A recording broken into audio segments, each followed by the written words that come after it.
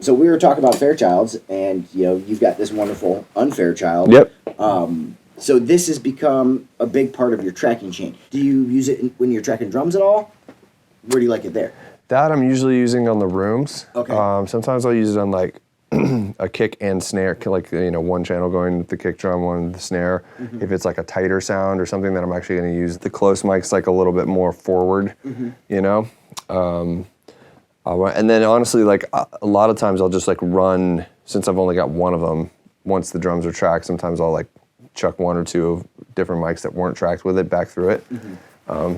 That's such a versatile box. You can really do a lot of like limiting compression with it or not at all. I was just telling you, my favorite thing to do with it really is barely compress anything at all. It's just like, faders barely moving.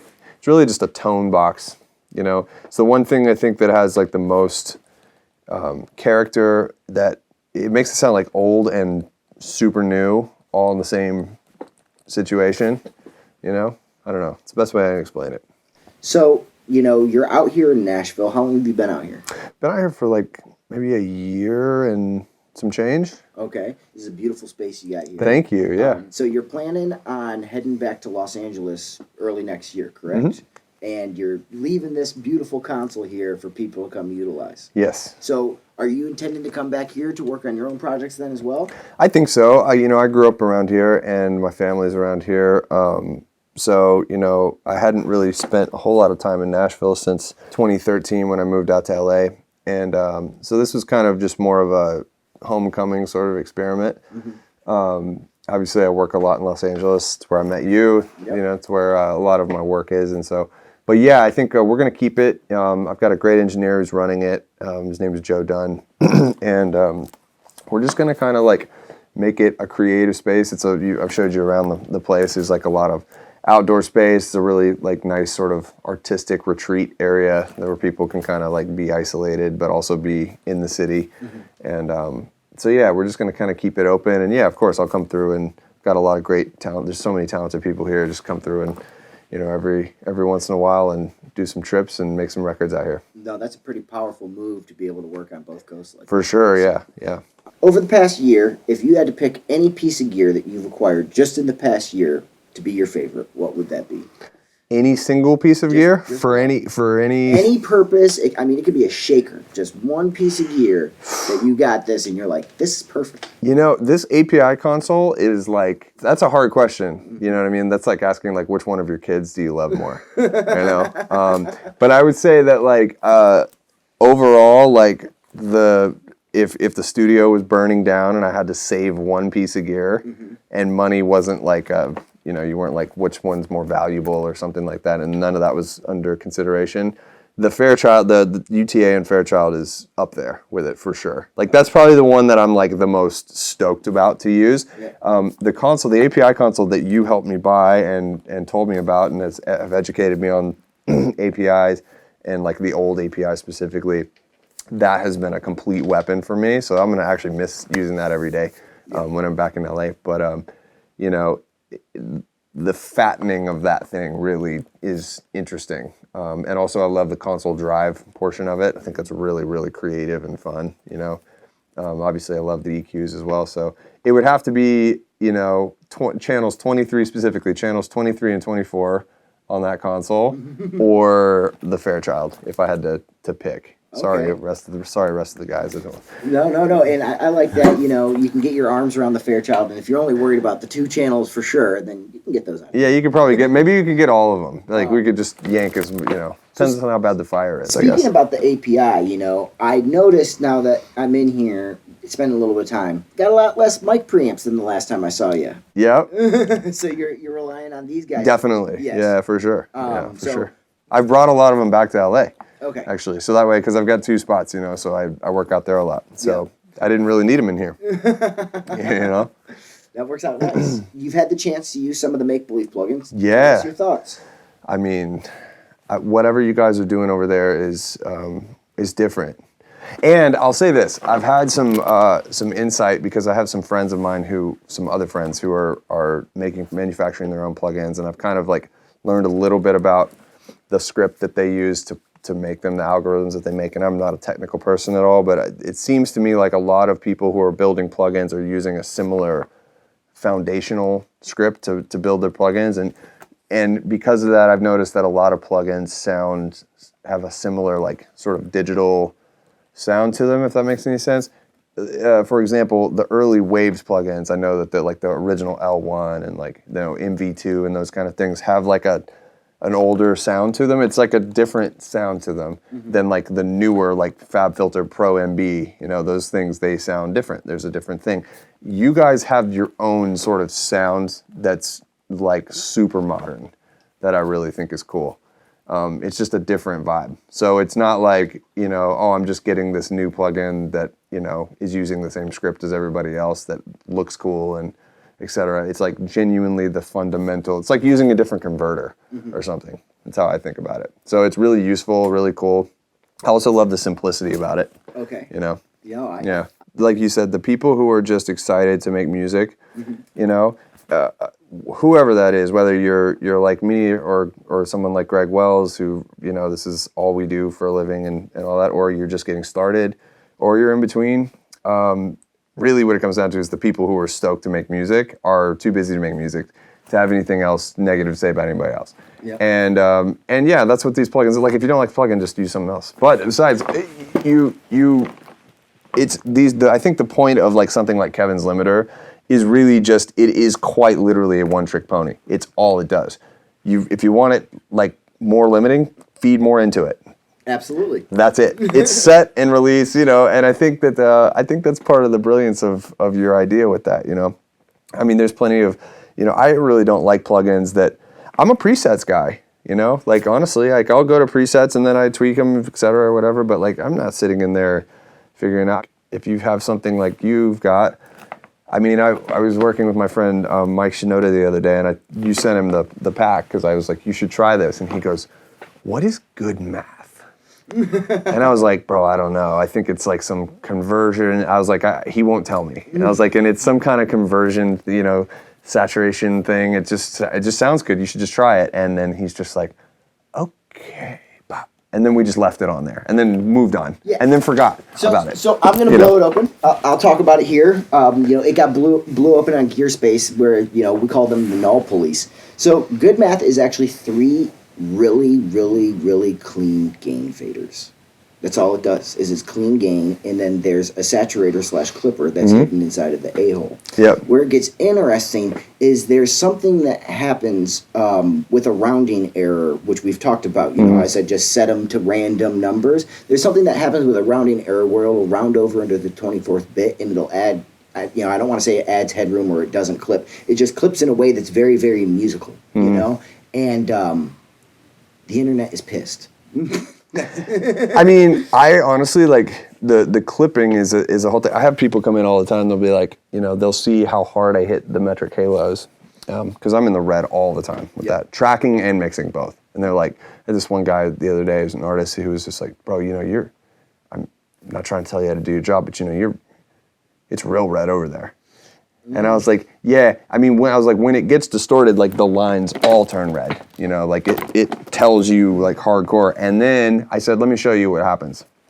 And I just went, you know, and slid the fader all the way up and blistered it to where the converters were just annihilated. And I was like, do you see, like, and he was like, that's a really nice, great sound. It's a really great sounding distortion. It's kind of like if you're hitting a Neve preamp way too hard. You're talking about the metric halo conversion. That's right, yeah. So like, that's what my point is like digital conversion that is hit too hard, or like digital fading, or digit plugins that are the right thing. If you destroy them, it's like a nice I mean, that's all distortion is, right? So it's like, it's all a guitar amplifier is. It's like tube or whatever getting hit way too hard, and that's what makes a distortion. So like, it's, you know, I don't see why people would be upset about that. No, I'm the exact same way. Turn it up, bro. You know, or turn it off. Yeah, turn it up, turn it off. You know, and you're right. Distortion is, in my opinion, when used properly, inherently musical. There's a reason why people are gushing over things like original Fairchilds and original Neves, and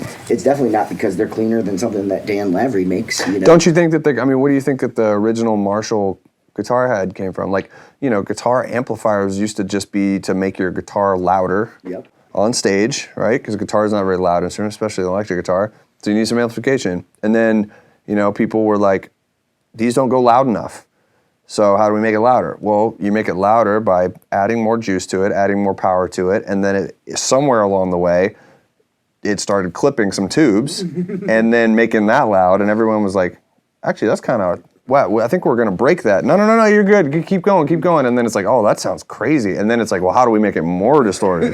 You know, it's like, all of it is pushing the limits too hard. Like, you know, it sounds like a cliche or something, but that's kind of what it is.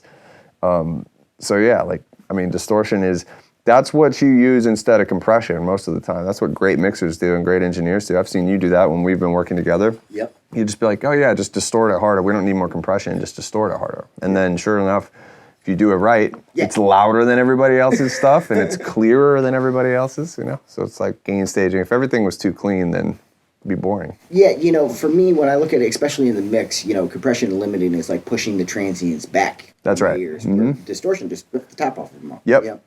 So, for sure. In the box, you know, this isn't the hardware world. This is for everybody out there in the world who wants to be a little bit more like Colin Brittain in their computer. Okay. Number one go-to EQ in the box. No cap, complete truth. This one, Soundtech. Your Soundtech. Okay. Yep, that's the truth. Are you using it on the, you know, anywhere else besides the 2-bus? Yes, I'm using it on vocals. The 10K shelf in this one, or the 10K boost in this one. I don't know if it's a shelf or not. I think it's the 12K. The 10K shelf. The 10K. This. Oh, you mean the bell? The bell curve at 10K. Like that is a weapon. Yeah. Of mass destruction. And honestly. you're a fan of 10K on vocals, so it's really. I'm a fan of 10K. I'm a fan pretty much of 10K everywhere, to be honest with you. Like that's kind of my high. That's usually my high thing. Sometimes 12K is a nice little compliment. I hate 11K. I hate 9K. Love 10. Love 12. What usually 8. You know, that's your S-ing frequency. So sometimes for guitars, it's a nice little area. I kind of usually keep that pretty neutral. Okay, so 10K. But 10K is the one for me, you know, usually. 8 brings up 9. I've talked about my my thoughts behind the frequencies you choose, make the engineer. Yeah, you've brought that up about me before, actually. Yeah. So it's, you know, that's one of those things, and you know, we'll talk about this on the internet. But I want to give a shout out to Ken Scott. He wrote a great book called Abbey Road to Ziggy Stardust, and in there he talks about the sound of an engineer and how everyone was told that he had a sound, but he'd worked with many different artists, many different studios across the whole world. How could he have a sound? He's not in the same room every day with the same people.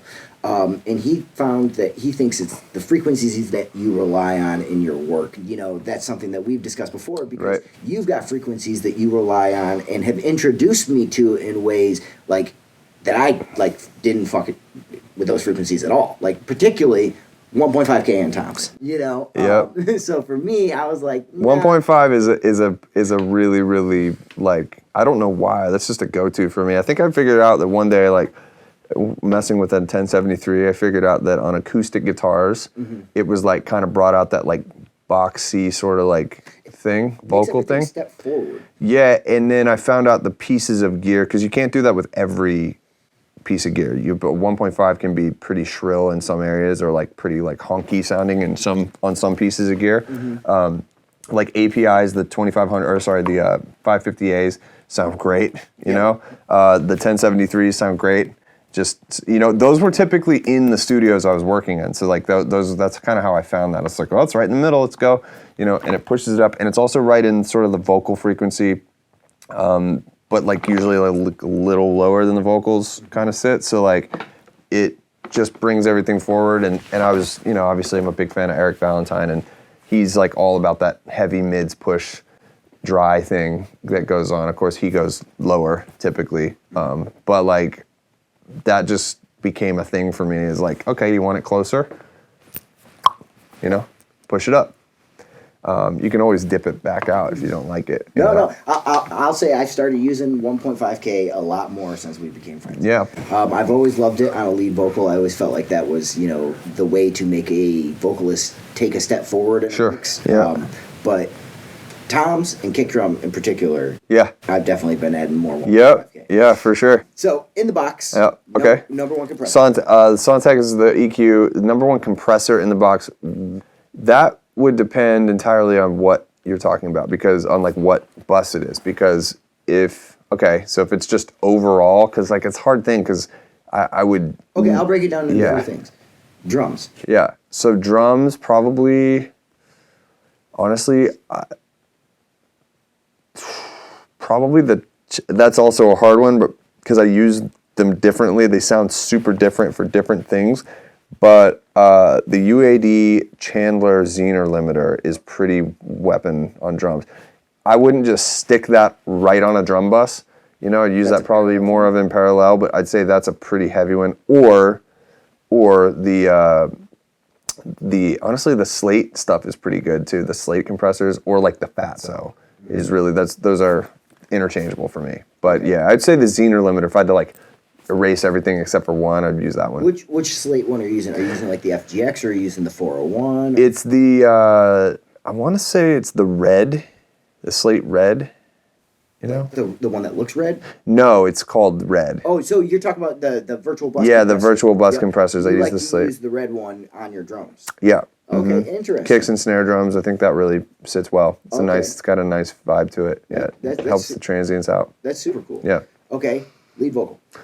Okay, probably honestly the UAD LA2A. Okay, and you've been using that one for a while. That one's the one that goes the furthest. Yeah, and we're talking about the silver, right? The silver one. Yep. Yeah. Yep. Okay. After that, everything else. So this involves your guitars, your bass. If you had to pick one, keyboards. Okay, so I'll break it down in two ways. So the master bus plugin, I'll start there. It's a master bus. I'm an SSL fanatic, and the best SSL plugin, like I've heard, like G-Bus plugin, is the UAD SSL G-Bus. The Acoustica makes a good one, but it's kind of, finicky. I know how you feel about that.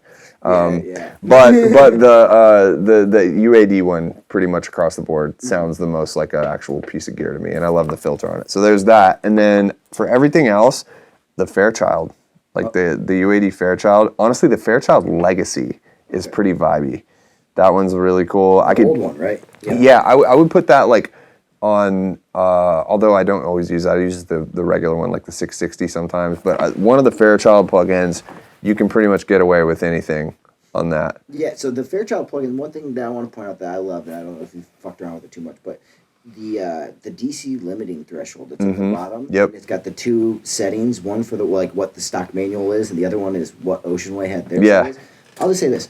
Oceanway seem to know how to. They know what they're doing. Yeah. I'll have to mess with that more. I knew about that, but click on the Oceanway one. It instantly makes that thing sound better. Okay. Yep. Yeah, that's cool. And also, I also appreciate the UAD one, but hot tip on the Waves or the SSL bus compressor, try out the Waves one in multi-mono. Okay. That's the closest I found. Interesting. Yeah, I'll try that. I mean, Waves one is, it's classic, of course. It is. But it collapses the mix. The UAD one sounds wider when you're using it. That's right. But when you're using it in multi-mono, it runs it, and, Interesting. So it okay. Another thing I'd say is that's worth, checking out is like the Wold Waves Renaissance Axe plugin. Yeah. That's an underrated plugin. Yeah. I love that on guitars. That's Absolutely. a really good guitar thing. And then the other thing is Clear Mountain, Apogee's new stuff. Apogee, what's it called? Just the LA3A, or sorry, the LA3A. Okay, I've got the Apogee's LA3A is really, really good. Okay, I've got to try that, because there's been a lack of really good LA3A. That one's the best one. I will say that the Paul techs that Bob and Steve Jackson did for Apogee are incredible. Those are the best, in my opinion. That's what I use on my vocals, on individual vocals, all day. Yeah. That's the best one. That's better than the Acoustica ones, I think. Like, more accurate to an actual Paul tech. Yep. To me. It's great. Yeah. Number 3 would be your go-to limiter in the box. Go-to limiter in the box, like for mastering? Yeah, just straight across your G-Bus. Okay. That's the one. That's the one. Okay. Interesting. Leave it there. Perfect. It's the loudest, most accurate, smooth one that I've heard. Okay. Yeah, and I heard that from some really great people. So you've got like Kevin's limiter, and then it goes into that guy. Yeah, so like if I'm mixing in the box completely, then obviously I don't really use Kevin's limiter that much. Yeah, it's more for your hardware chain. Yeah, but I don't actually use Kevin's limiter. I use It's Kevin's limiter. It's Kevin's limiter. Number 1 reverb in the box. In the box, ooh, okay, Seventh Heaven. 7th Heaven? Yep. That's the Percassi one, Yep. right? Do you have some presets that you like from there? Yes, the London plate. The London plate's great. But you gotta like kind of mess with the pre-delay.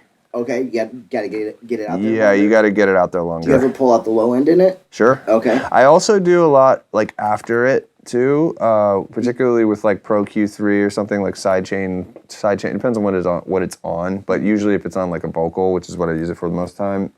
You'll duck it with the EQ. Correct. Yep. Okay, I got you. Have you ever tried the A&M chamber from that thing? Yeah, sure. I've tried it all. Yeah. Yeah, I've tried, and they also have a cheaper version too. It's an expensive plugin. I think it's like $300 or $400 for that plugin. But there's a cheaper version that's like smaller that doesn't have as much to it. That's also really great. So That's for cool. people who are on a budget, it's a good option. Okay, and then your go-to delay, Honestly, H delay. Yeah. lo-fi button? Nope. No. Nope. With filter. The lo-fi button is cool sometimes. Yeah. With a filter. Okay. And then the noise turned off, the modulation turned off, and the noise turned off. Yep. And then I usually have one plugin after it, which I won't talk about, but I do have a sort of like chorusy, flanging kind of Something width that adds some vibe. thing that definitely adds a lot to that one. That adds a lot of vibe. That's usually my go-to. Yeah. That's especially for that was the one for that I used more for like quarter note delays and dotted eighths and those kind of things, like longer sort of delays. For like slap delays, I use like Baby Audio's Comeback Kid or Echo Boy Jr. Honestly, Echo Boy Jr. is pretty sick. It's a sauce. Yeah. Yeah. Which one is your favorite on Echo Boy Jr. as far as the style type?